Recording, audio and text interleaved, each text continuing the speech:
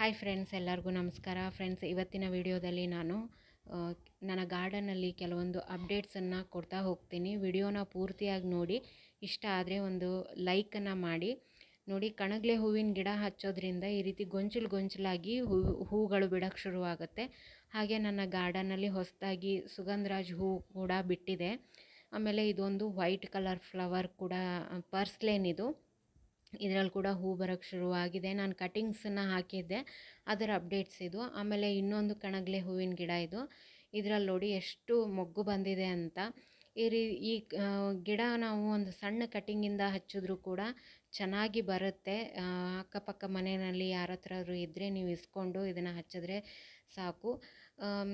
ಪೂಜೆಗೆಲ್ಲ ತುಂಬಾ ಚೆನ್ನಾಗಿ ಹೂಗಳು ಬರುತ್ತೆ ಇದರಲ್ಲಿ. ಹಾಗಾಗಿ ಒಂದು ಗಿಡ ಹಾಕಿದ್ರೂ ಚೆನ್ನಾಗಿರುತ್ತೆ. ನೆಲದಲ್ಲಿ ಹಾಕಿದ್ರಂತೂ ತುಂಬ ಚೆನ್ನಾಗಿ ದೊಡ್ಡದಾಗಿ ತುಂಬ ಹೂಗಳು ಬಿಡೋಕ್ಕೆ ಶುರು ಮಾಡುತ್ತೆ. ನೋಡಿ, ಮಾರ್ನಿಂಗ್ ಗ್ಲೋರಿ ಆಮೇಲೆ ದುಂಡು ಮಲ್ಲಿಗೆ ಹೂವು ತುಂಬಾ ಚೆನ್ನಾಗಿ ಬಿಡ್ತಾಯಿದೆ. ಇದು ಬಳ್ಳಿ ಥರ ಹಬ್ಬತ್ತೆ ದುಂಡು ಮಲ್ಲಿಗೆದು. ನಾನು ಅದನ್ನು ಗಿಡದ ಥರ ಕಟಿಂಗ್ ಮಾಡಿ ಇಟ್ಟಿದ್ದೀನಿ. ನಕ್ಷತ್ರ ಮಲ್ಲಿಗೆ ಆಮೇಲೆ ಇದು ರೇನ್ ಲಿಲ್ಲಿ ಫ್ಲವರ್ ಕೂಡ ತುಂಬ ಚೆನ್ನಾಗಿ ಬಿಡ್ತಾಯಿದೆ. ಮೊಗ್ಗು ಜಾಸ್ತಿ ಇದೆ, ಮರುದಿನಕ್ಕೆ ಚೆನ್ನಾಗಿ ಅರಳ್ಕೊಳುತ್ತೆ. ಪಿಂಕಲ್ಲಿ ಹೂವುಗಳು ಜಾಸ್ತಿನೇ ಇದೆ. ಆಮೇಲೆ ಇನ್ನೊಂದು ಫ್ರೆಂಡ್ಸ್ ಅಪ್ಡೇಟ್ ಏನಂದರೆ, ನನ್ನ ಒಂದು ಅಂಜೂರ ಗಿಡದಲ್ಲಿ ಈಗ ಅಂಜೂರ ಬಿಡೋಕ್ಕೆ ಶುರುವಾಗಿದೆ. ನೋಡಿ, ಒಂದು 6-7 ಇದೆ ಅಂಜೂರು. ಈ ಸರಿ ಚೆನ್ನಾಗಿ ಬಿಡ್ತಾಯಿದೆ.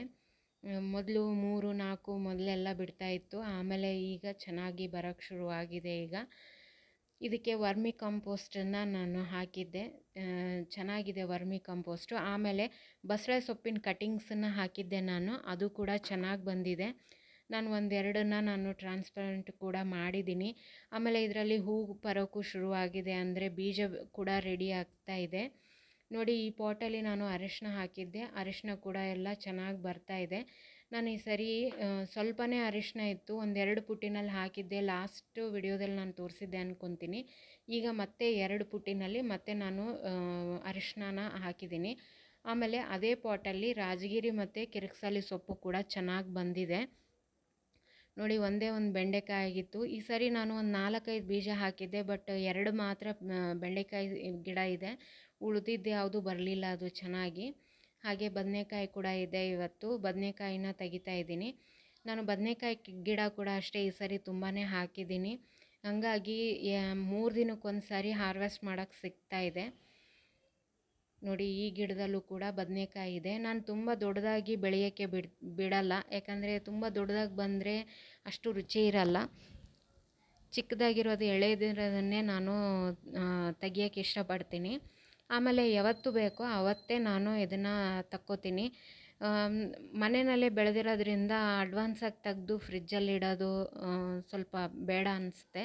ಹಾಗಾಗಿ ನೋಡಿ, ನಾನು ಬದನೆಕಾಯಿ ಮುಳ್ಳು ಬದನೆಕಾಯಿ ಇದು, ಅದು ಚುಚ್ಚುತ್ತೆ ಅಂತ ಒಂದು ಕೈಯಲ್ಲಿ ಮೊಬೈಲ್ ಇತ್ತು, ಇನ್ನೊಂದು ಕೈಯಲ್ಲಿ ನಾನು ತೆಗಿತಾ ಇದ್ದೆ. ಅದು ಸ್ವಲ್ಪ ಮುಳ್ಳು ಚುಚ್ಚಿತು ಅಂತ ಬೇಗ ಕಿತ್ತದೆ. ಒಂದು ಮೊಗ್ಗು ಕೈಗೆ ಬಂತು. ಇದೊಂದು ಕಾಯಿ ಆಗ್ತಿತ್ತು, ತೊಂದರೆ ಇಲ್ಲ. ನೀವು ಕತ್ತರಿ ತಗೊಂಡು ಬಂದು ನೀವು ಕಟ್ ಮಾಡಿದ್ರೆ ಚೆನ್ನಾಗಿ ಕಟ್ ಆಗುತ್ತೆ. ನಾನು ಹಾಗೆ ತೆಗಿತಾ ಇದ್ನಲ್ಲ, ಅದಕ್ಕೆ ಅದು ಮೊಗ್ಗು ಕೂಡ ಬಂತು. ತೆಗಿಯೋಕ್ಕಾಗ್ತಿಲ್ಲ. ಮತ್ತು ಇದು ಸಣ್ಣದಿದೆ, ಅದು ಕೂಡ ಕಿತ್ತು ಬರುತ್ತೇನೋ ಅಂತ ನಾನು ಕ್ಯಾಮ್ರಾನ ಆಫ್ ಮಾಡಿ ಮತ್ತು ಅದನ್ನು ತೆಗಿತಾ ಇದ್ದೀನಿ. ನೋಡಿ, ನನ್ನ ಮಗಳು ಕೂಡ ಇದ್ದಾಳೆ, ಅವಳು ಕೂಡ ತೆಗಿಬೇಕು ಅಂತಾಳೆ. ಆದರೆ ಅದರಲ್ಲಿ ಮುಳ್ಳಿರೋದ್ರಿಂದ ಅವಳು ಹತ್ತಿರ ಬರಲಿಲ್ಲ. ಒಂದು ಮುಳ್ಳು ಚುಚ್ಕೊಂತು, ಅವಳಿಗೂ ಕೂಡ ಬೇಡ ಅಂದ್ರೂ ತೆಗಿತಾ ಇದ್ಲು. ಮಕ್ಳಿಗೂ ಒಂದು ರೀತಿ ಖುಷಿ ಇದನ್ನೆಲ್ಲ ನೋಡಿ. ನನ್ನ ಮಗಳು ಕೂಡ ಈ ರೀತಿ ಮಾಡಬೇಕು ಅಂತ ಅಂದ್ಕೊತಾಳೆ. ನೀರು ಕೂಡ ಹಾಕ್ತಾಳೆ ಅವಳು ಬೆಳಗ್ಗೆ ನನ್ನ ಜೊತೆಗೆಲ್ಲ.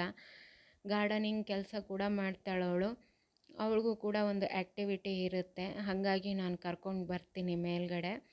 ನೋಡಿ, ದಾಸವಾಳ ಹೂವು ತುಂಬಾ ಚೆನ್ನಾಗಿ ಬಿಟ್ಟಿರುತ್ತೆ. ಆದರೆ ನಾನು 1 ಅಥವಾ 2 ಮಾತ್ರ ತೆಗಿತೀನಿ. ಅದರಲ್ಲಿ ಉಳಿದಿದ್ದನ್ನು ಹಾಗೆ ಬಿಡ್ತೀನಿ, ಗಿಡದಲ್ಲಿ ಚೆನ್ನಾಗಿ ಕಾಣಲಿ ಅನ್ನೋಕ್ಕೋಸ್ಕರ. ಎಲ್ಲ ಹೂಗಳನ್ನ ತೆಗೆದ್ರೆ ಗಿಡ ಚೆನ್ನಾಗಿ ಕಾಣಲ್ಲ ಅಂತ ನಾನು ಅದರಲ್ಲೇ ಬಿಡ್ತೀನಿ.